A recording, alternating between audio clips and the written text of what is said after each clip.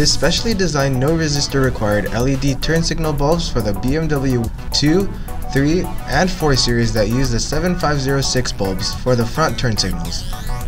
These are a direct plug and play with no resistors required, and also the best part is that they do not give you a warning on your dashboard and no hyper flash. It's powered by a 48 SMD LED lights for a super bright output. This not only comes in amber yellow, but also in xenon white for your reverse lights.